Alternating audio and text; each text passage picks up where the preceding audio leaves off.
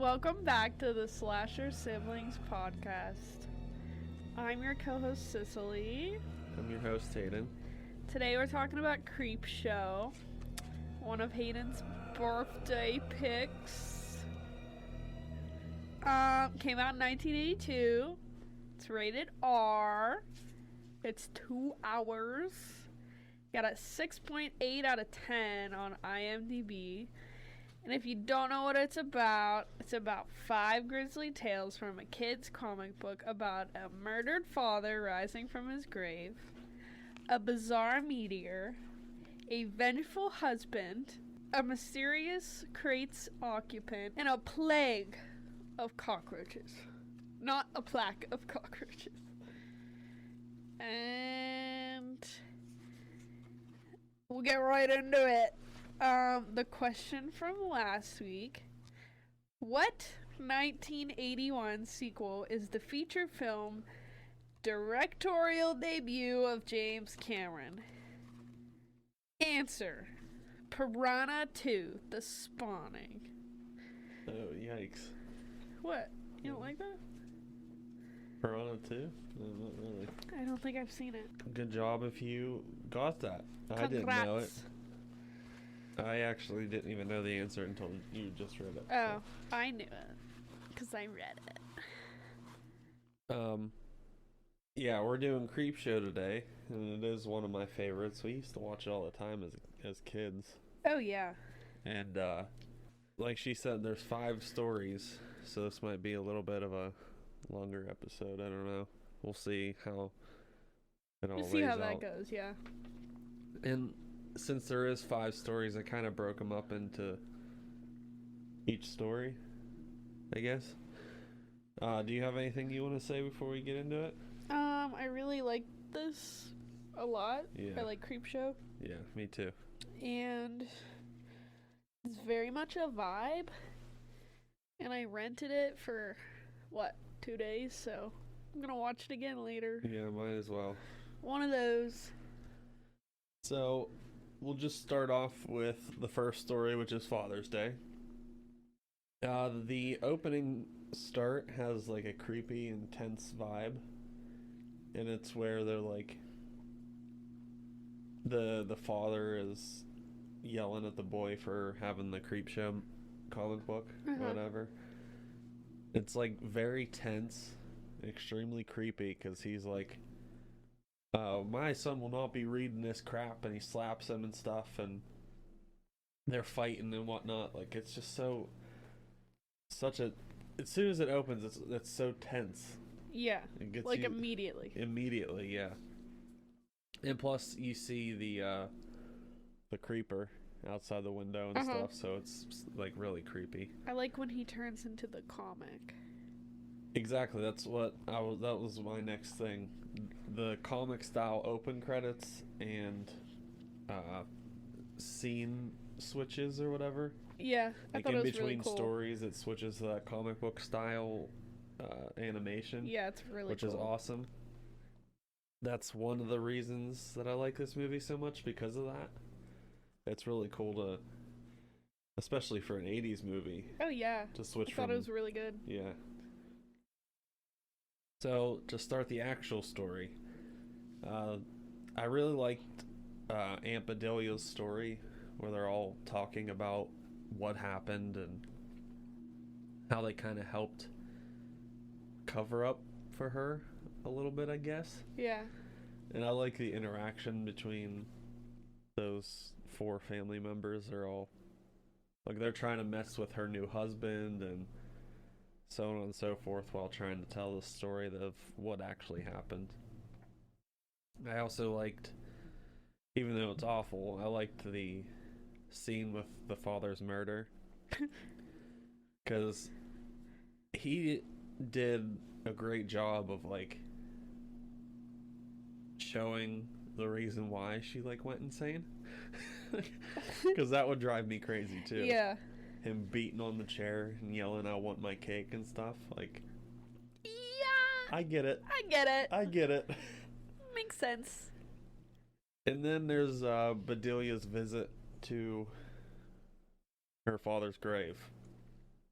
because she, has the guilt from killing him and stuff. But I always liked it because I thought it was funny how the way she's like confessing and she's like talking to him is like, it's your fault, and I picked up the ashtray and smacked you with it, but it's your fault. Yeah. Like, it's just the way that like she's saying that.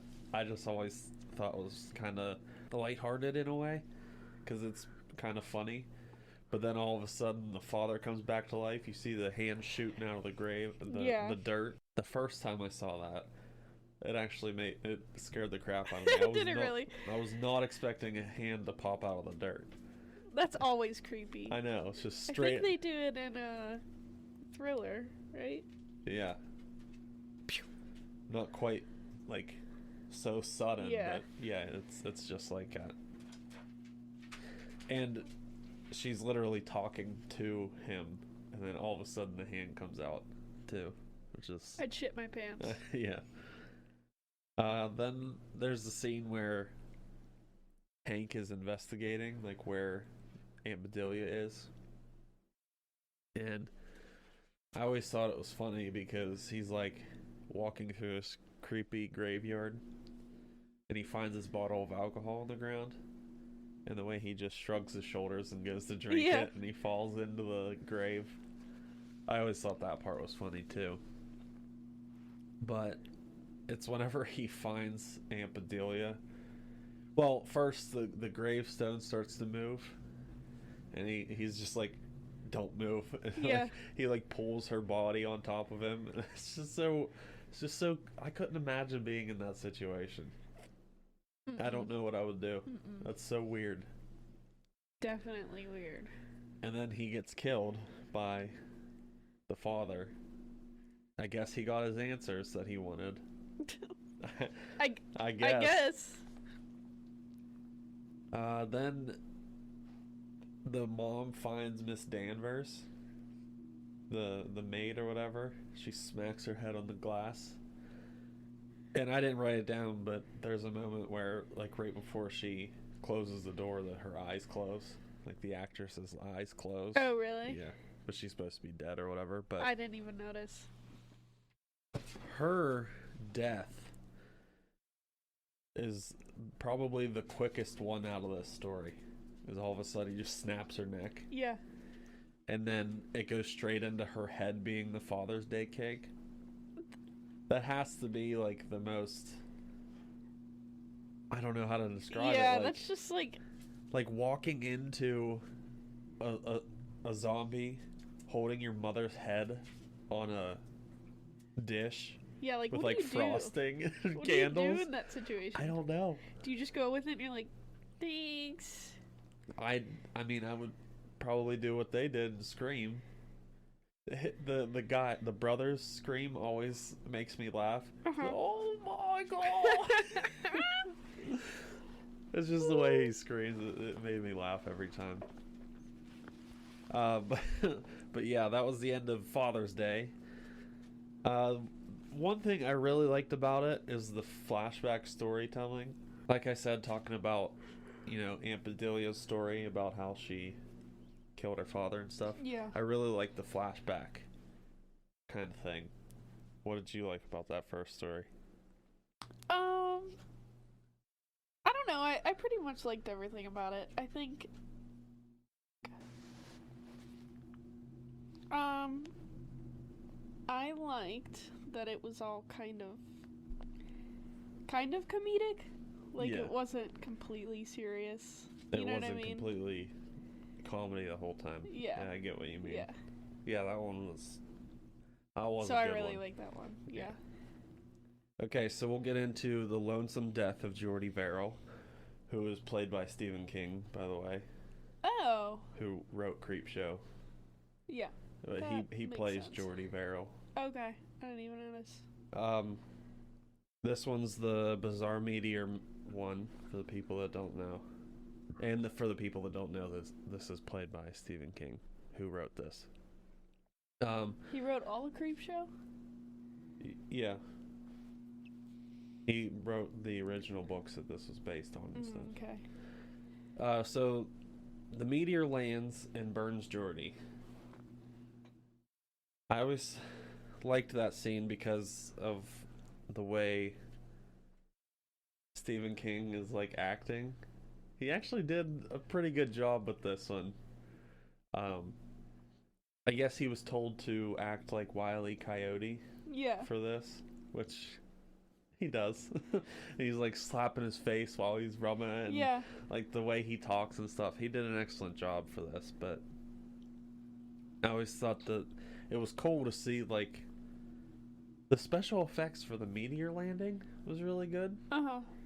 For And being in the 80s. Yeah. Yeah. I thought the effects for the whole movie was like right, really good. I know. But it was like Stephen King, so That's true.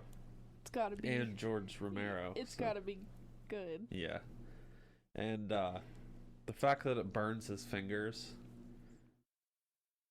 kind of starts off in a way that's like, shit's gonna go down Yeah. now. Like, you don't, I guess with Geordi, you kind of don't really think about it right away.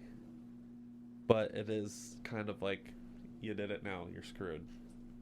You fucked yourself. Exactly. And then he, finds the meteor and he has that college dream. I always thought that the college dreams and the doctor dream and stuff was really funny.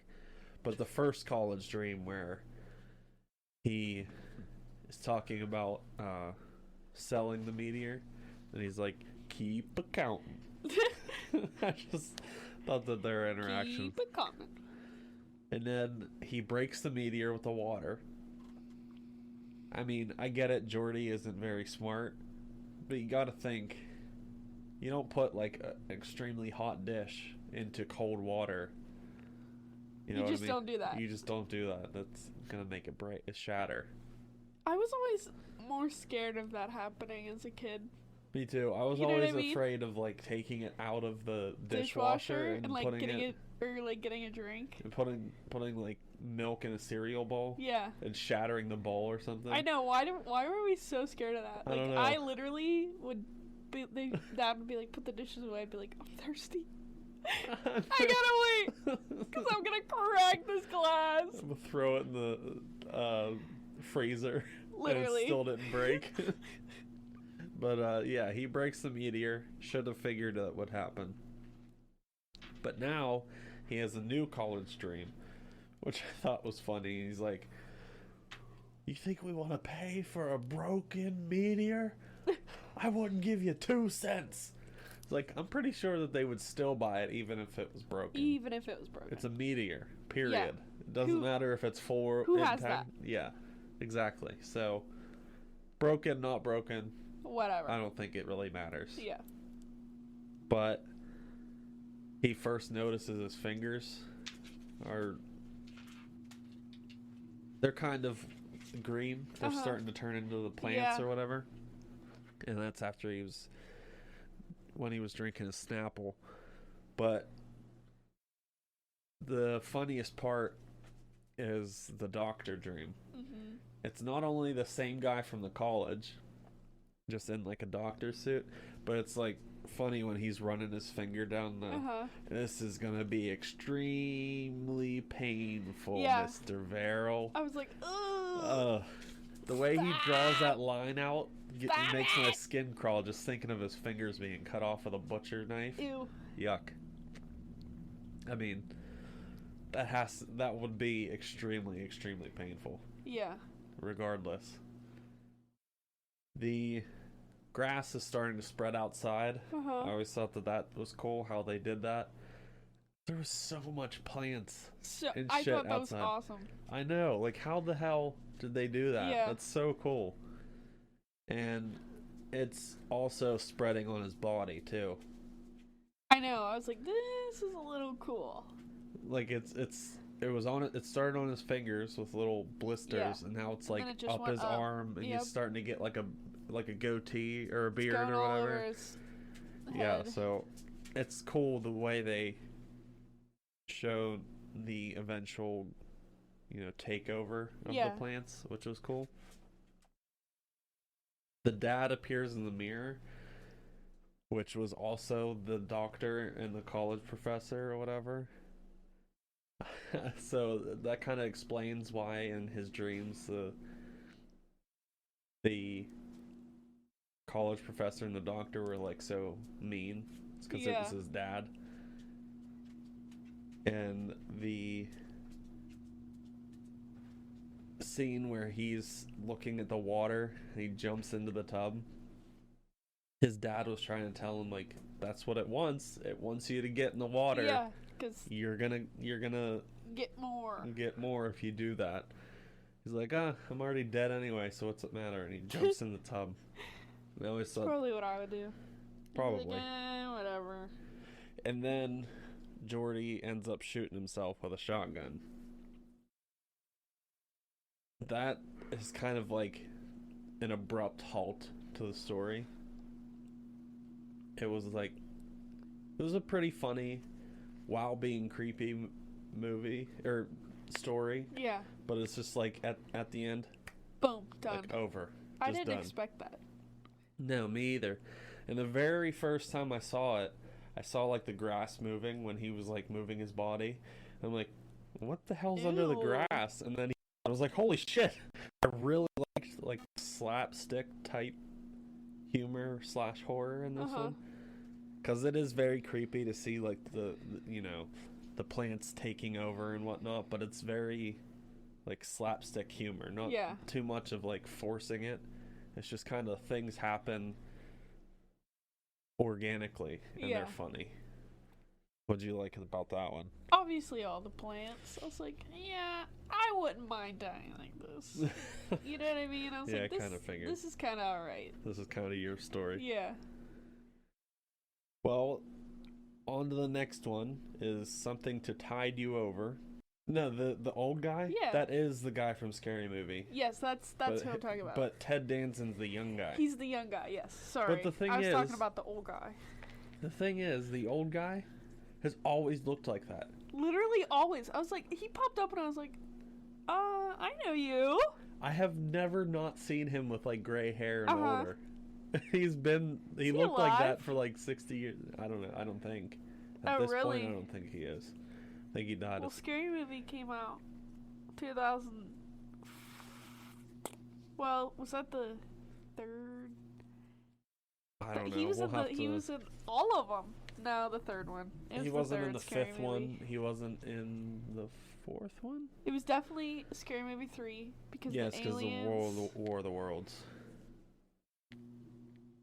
Remember, like, he shot the ray shot everyone's clothes off. Yeah. So Something to Tide You Over with Ted Danson, which is the young guy. Yeah. He is from like CSI and stuff. Oh. Yeah, he has. I was gonna say I know that name. Yeah. He now has the gray hair. So weird. He looks completely different. But yeah, so Harry is confronted by Leslie's character, Richard, and he says I can bench press 300 pounds, move your foot, you're gonna lose half of it. I always thought that was like a corny but also cool threat. Yeah. Because it was like, I can stupid. bench press 300 pounds. Like, Fuck you. It was like very corny, but then it was like, what if he actually could? Yeah. Like rip off half of his foot. What if he did? Like that's pretty intimidating while being corny at the same time. I thought I always liked that. And then he takes, they talk about, oh, you better come with me or something bad's gonna happen to Rebecca, and he takes him to the beach to find her, but really he finds a hole in the beach. Yeah. That has to, I don't know, it's just the showing up to a beach and just seeing a hole in the ground with no one around. Yeah. Has to be like has to be everyone's like fear. And like some dude just taking you to a beach, not a soul in sight. Oh, that's one of my worst fears for sure. And then there's a hole in the ground. Yeah. How many things can happen right now? I just don't understand how he got you in the hole.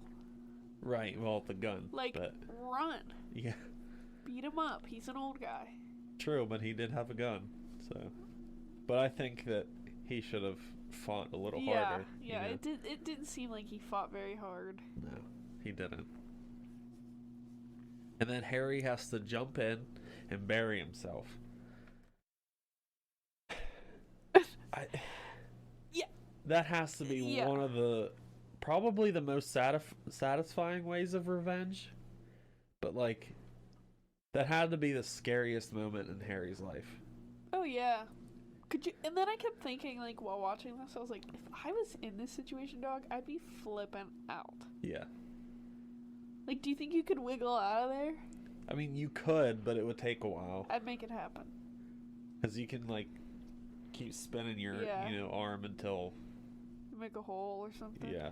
So, I mean, you could probably eventually do it, but it would take a very, very long time. I don't know if you would have enough time to get out of it. Before the tide came in, Yeah. Then he brings the TV to Harry and leaves him.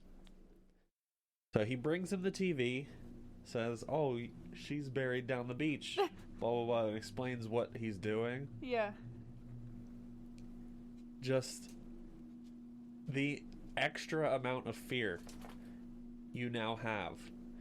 You're already terrified from being buried in a hole. So close to the water, I might add. Which, note, I'm scared of the fucking ocean. That too. And I would be... Listen, I don't care. I'd be getting out of that hole. Especially if I saw somebody I love on the TV. Echo. Bro, if it's Echo, I'm Hulk smashing out of this hole. And I'm fucking sprinting to that dog. So he brings the TV... And he sets up a camera to record Harry's side while he's recording Rebecca's side. Or in your case, Echo's. That was me and Echo, dog. Poof.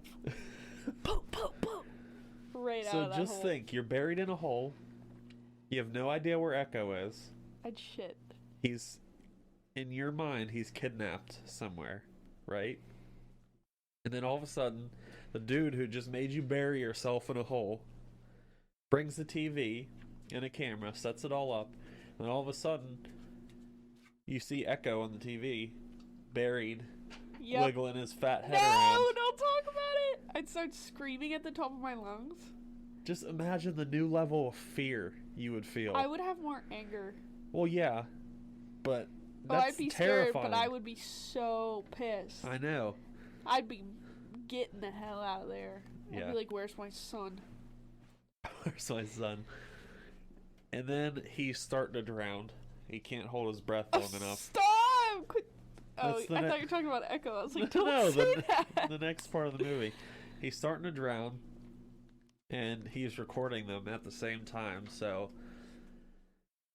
your death is becoming an amusement for somebody who's a psychopath. All because, I mean, yeah, you were sleeping with his wife, but like, kind of seems like overkill. You know? Yeah. It's kind of weird. A little bit. That guy's crazy. Yeah, psychopath.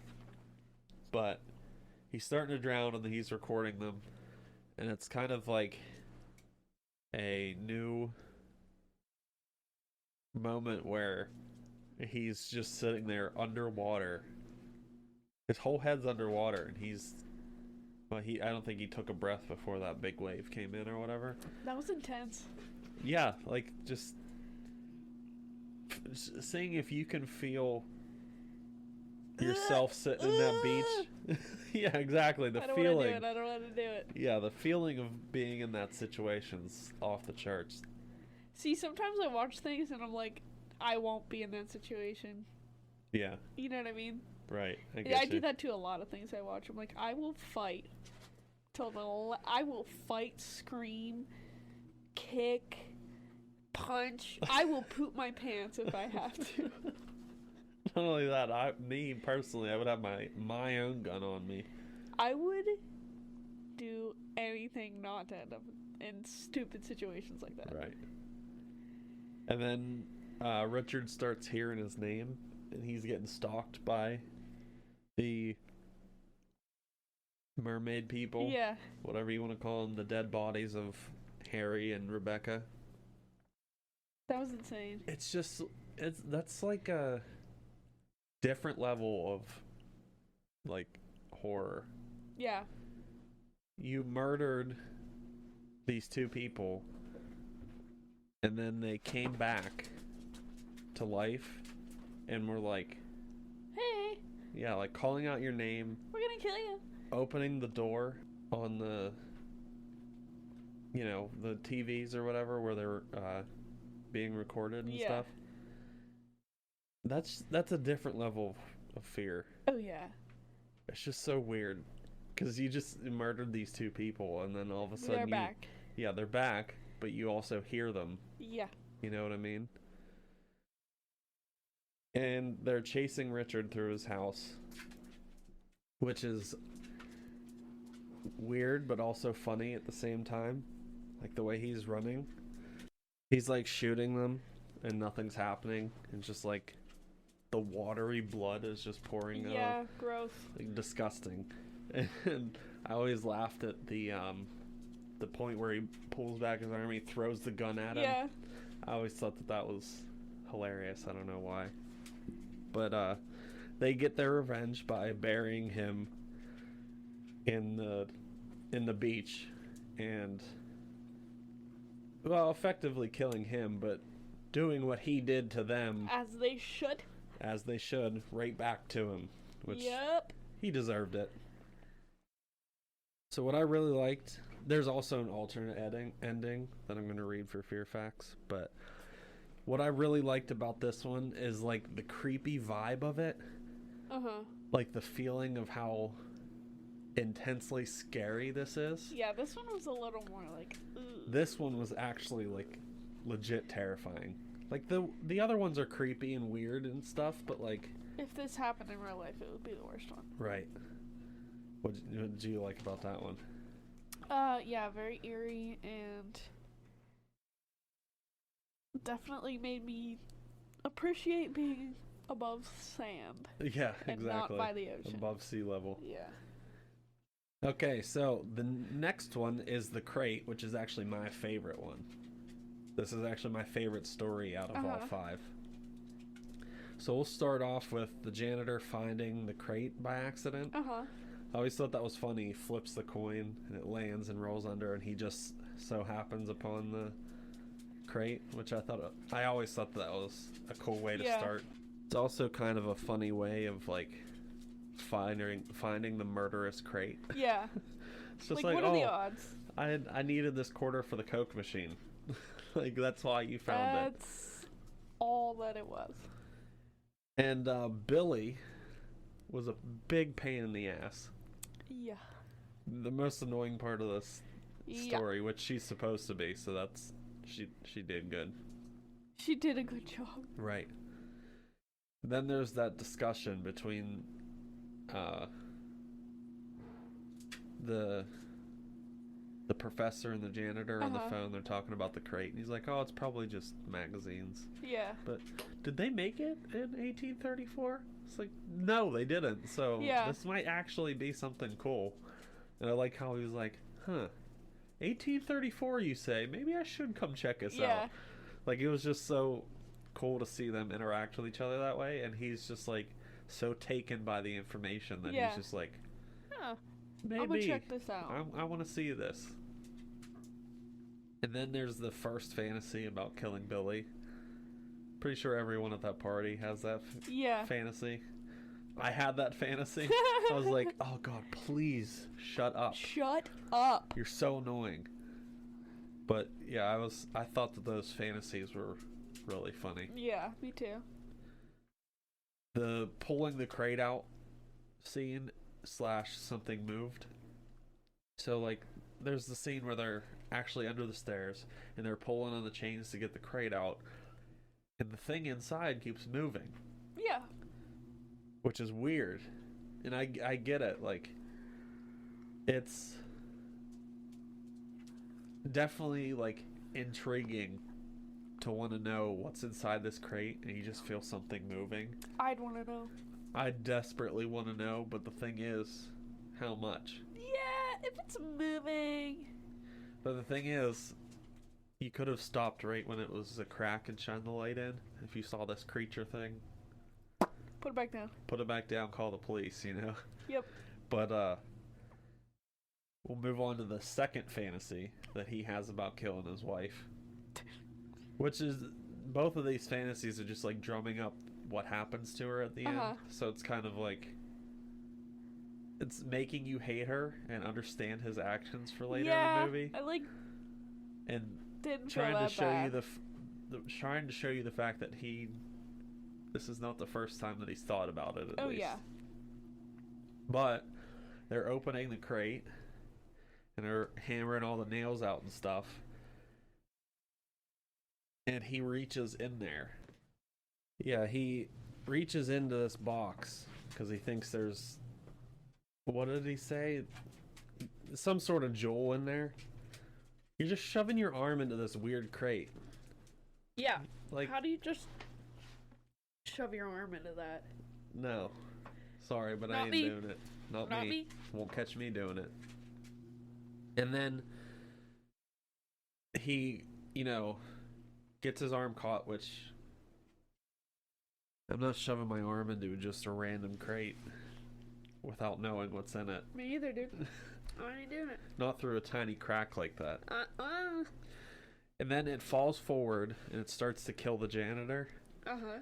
When that door swings open and you see like the full creature, Yeah. has to be like one of the most intense parts of this story. It's just like, ooh, what the fuck is What that? is that? Look at its teeth. It had like Look at 4-inch its long teeth. teeth, I know. and they're just fangs. He just has like 30 fangs. Yeah. Like that was. Could you imagine seeing that? Oh, that's disgusting. I'd probably fall over and die. So he kills the janitor, and then the professor runs up the stairs. Dex runs up the stairs, and Charlie doesn't believe him. I always thought that interaction was pretty funny. Yeah. He's like, I'm just gonna go down and see how the land lays. He's like, no, don't do it. No, I'm gonna go do it. Yeah. And he's like, it may be out of the crate. No, I doubt that. He's just like, okay, well, go see for yourself. And Learn your lesson on that's your what own. gets him killed. Yeah. Charlie now is eaten next by the crate creature, and you should have just believed him. Should have just listened. Listen, I know, I get it. Hearing about, a monster in a crate story kind of seems far-fetched, but let me tell you right If now. somebody says to me, I don't need to fully believe them, but I'm also not going to completely think they're crazy either. yeah. So he asks for Henry's help. He runs to his house because Charlie just died. And he's explaining the whole story like a psychopath. And telling him how people died, and he has the boot in his hand. Yeah. And stuff. I thought it was really funny that he had the boot the whole time. Uh-huh. And Henry goes to investigate the lab, sees the blood everywhere, sees the crate and whatnot, and he just starts cleaning it up. Yep. What a good friend this dude Just is. doing him a favor. Yeah. And he Ain't no thing. he also found a way out. You know what I mean? Uh-huh. He was like, okay, if Dex is telling the truth and Dex doesn't lie to me because we're best friends, I think I found a way out. Uh-huh. I think I found how to get rid of Billy. Uh-huh. So I've already had fantasies about killing her. Let's get her out. Let's do it. Let's do it. So Billy finds the letter, and then he asks her to help him. He's like, hey, Dex I know beat you this say girl, what would I do without you? and this is just one of those reasons, like, Come on. let's do it. Come help me. Come help me get this girl out of the... I need your help. I know. So it was very easy to get her to come to the lab. Not that she should expect anything, Yeah. because I guess she thinks he's like weak and stuff. Yeah. But like, kind of, you're dumb for going, And she finally gets there to the lab, and he attacks her, starts beating her off the crate, which I thought was really funny. I The thought way that was she's funny. like, She's like banging her head back. I just thought that was funny, but he finally stands up for himself. Yeah, which is nice to see. Which is nice to see, and I also don't feel bad. And she gets eaten. You think for a moment there that he's because we know the creature's in the crate. Yeah. You know, but for a split second, you're kind of like, is it full? Yeah. Or in, Henry's case, he's like, Dex was lying to me. Yeah. Now I've got to explain this. Yep. And then all of a sudden, he comes out of the crate and eats her. He's just like, just have him call you Billy. Yeah. I just thought it was like, yes, he got his revenge kind of moment. I was like, she was horrible. So I don't feel bad. The whole time she was on screen, I was like, I could never be that way to anybody. Exactly. Ever. I was like, that's so mean. How can you be with somebody like that? So he gets rid of the crate, and they make up the story to be on the same page. I really like that scene because it was like Henry was thanking Dex when he really didn't do anything. I mean, he admitted to feeding it Billy. Yeah. But like, he didn't kill her. Yeah. He also didn't help her. But like, he's kind of like, kind of happened. He's taking the blame. Henry is. He's like, Dex, I need you. I'm gonna take the blame for this, but like, you need to help me out here. You need to kind of, if anyone asks where anybody went, this is the story you have to give them. Which was like, okay, get on the same card, Yeah. Everyone who knows about the crate is either dead or one of those two. Which is fair. Yeah. That's fair. Fair. And Billy's out of the picture too, Yeah. so we're fine. We're good. And then it starts to break out of the crate in the bottom of the quarry. So what happens next? Who done it? Who done it? But I really liked that the vibe of this story was like similar to like a slasher film. Yeah, it was. That's what I really liked about this story. And that's actually why it's my favorite. It's like the vibe of it is like everyone's dying for no truly particular reason except other than the fact that he's hungry. The creature's hungry, So what did you like about that one? I thought the flashbacks were kind of trippy. Yeah. Like when he shot her in the forehead. the fantasies or whatever. Yeah. Yes, and then that's what I meant. And everybody just started clapping. I was like, what the fuck? The comedy aspect of this entire movie, of all 5 stories, was pretty excellent. Yeah, it was pretty good. So, on to the 5th and final story, They're Creeping Up on You. This one's about the roaches. It's gross. So it starts off to this dude, Upson Pratt. Immediately we find out that he's a germaphobe. Which is probably what you would be if you had the money for an apartment, like a glass bubble. And I can only imagine. He's also a dick. No Also other way relatable. no other way to say it other than he's just a giant asshole. Yeah. That's it. Plain and simple. And he's haunted, quotations, by these roaches because he kills one, it comes back, and they show up in weird places, and like, it's because he hates them so much that he, I guess, is the reason why I said that he's haunted by them. Yeah. And the wife called.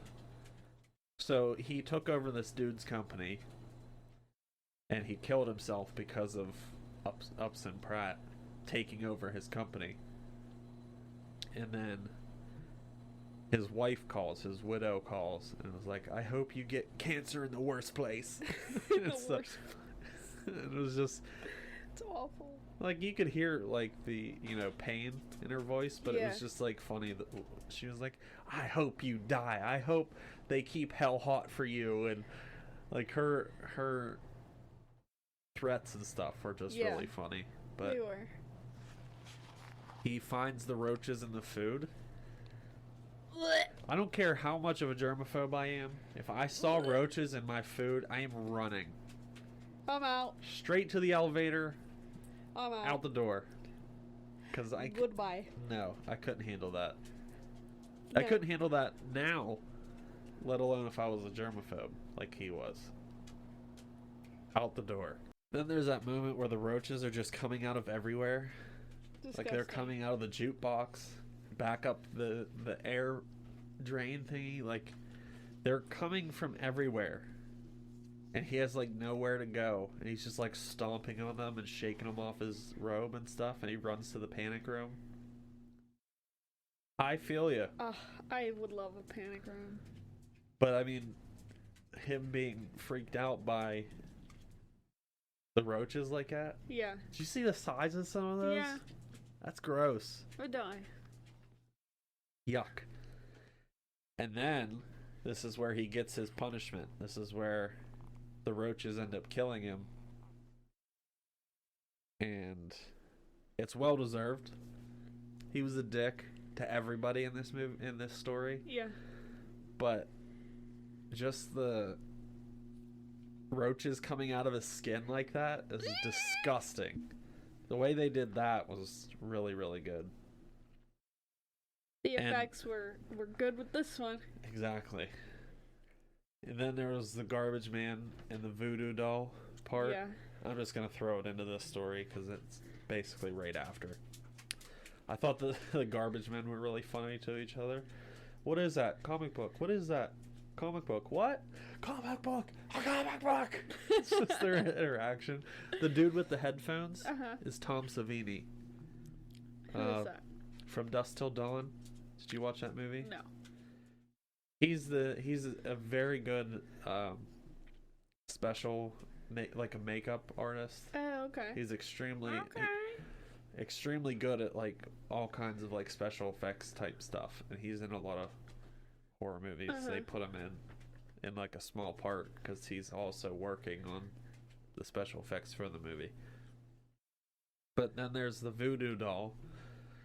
The garbage men find it was cut out, and then it like goes to the boy, and he has it in his hand. Yeah. So he sent for it, and he's like stabbing his dad in the throat and the neck, and it's crazy. I know.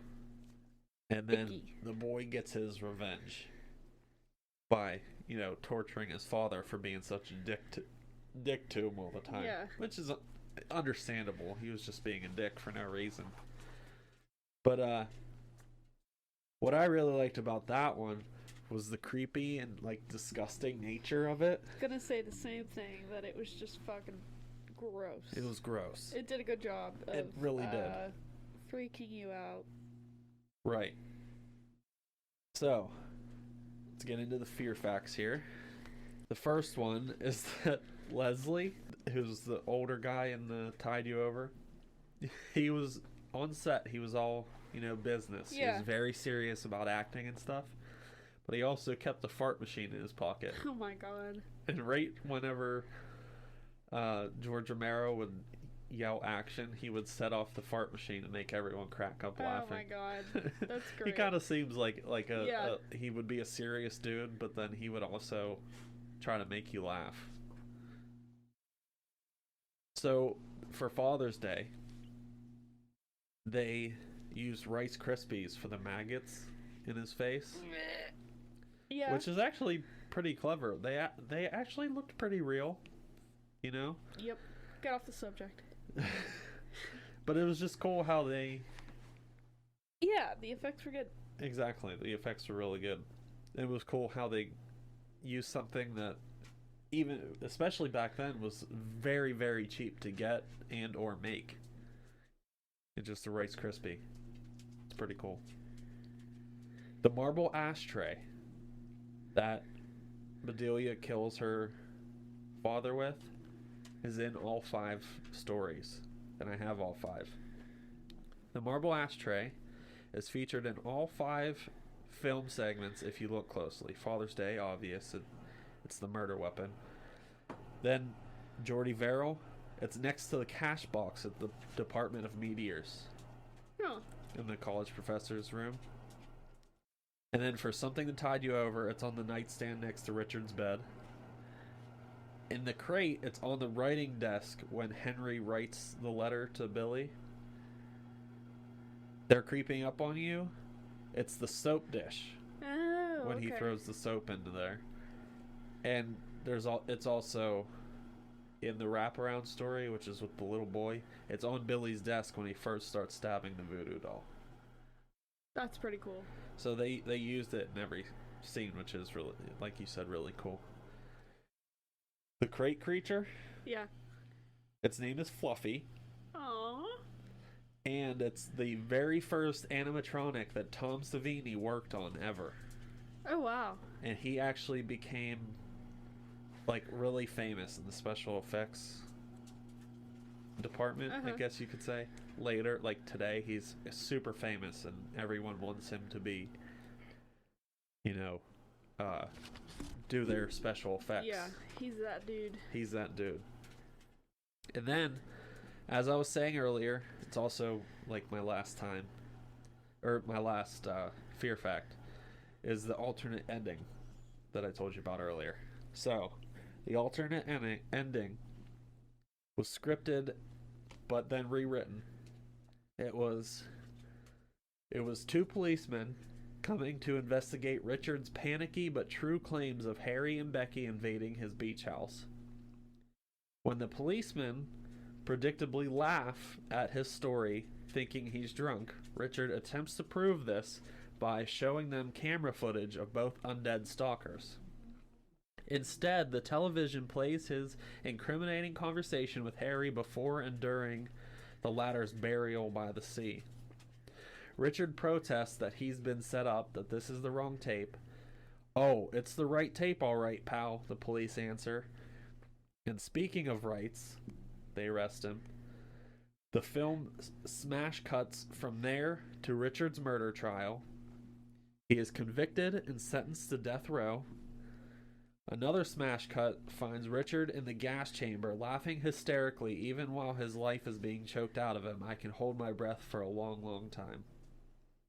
I think that the ending they went with is better, but that is Still also a pretty pretty cool ending. Yeah. It would have been satisfying to see, like him go through the murder trial and stuff and get the gas chamber and stuff, but I also liked the ending that they eventually ended up with. I do too. So do you have anything that you want to say before we wrap it up? Nope, just that this was really cool, and I've always how it loved was like this movie. 5 little stories. Yeah, I've always loved this movie. I actually have the comic book upstairs somewhere. I figured you did. And like I said, I always loved this movie. We saw it when we were kids, and we've kept watching it ever since. And it's not even like that bad of a movie, It's I don't know. It's a pretty good horror movie, Yeah, I think. it's pretty And good. for an 80s movie, the effects were top notch. I mean, it was Stephen King and George Romero, so it makes sense. But Greg Nicotero, I also think, was working on some of the makeup. He did the makeup for Walking Dead. Oh, cool. I think maybe it was the show. I can't remember, but Greg Nicotero had something to do with this. But yeah, so what do you rate this out of 10? Probably like a 7. I gave it an 8 because it's, like you said, the combination of 5 different stories. I really liked. I like that. The way that they did those stories on the screen, and I also liked, obviously, the writing. It was based off of Stephen King's writing. So that's our 3rd movie for the month of my birthday, and holla. And the next movie is one of my favorite kind of not so great movies. Kind of like corny. We'll just watch it. It's called Humanoids from the Deep. Sick. It should be on Shudder, Sick. but it's actually one of my favorite not so great movies. I think it's from the 70s, 80s era, and like you can like see a zipper in one of the costumes, and like it's probably gonna be good. It's not a great movie, but as far as not great movies, it's really good. Yeah. And that's kind of my favorite horror. Is like the old Not the 70s, best. 80s, like just borderline good. Yeah. It's like riding the line of between bad and good. I really like those movies. I like those vibes. So if that's all you got, That's all I got. that's all I have. We'll catch you next week with Humanoids from the Deep. Catch you later. Just kidding. We forgot the question. Who was born at 6 a.m. on the 6th day of the 6th month? Let us know, peeps. Let us know. And now, once again, we'll catch you And now next we'll week. actually catch you later.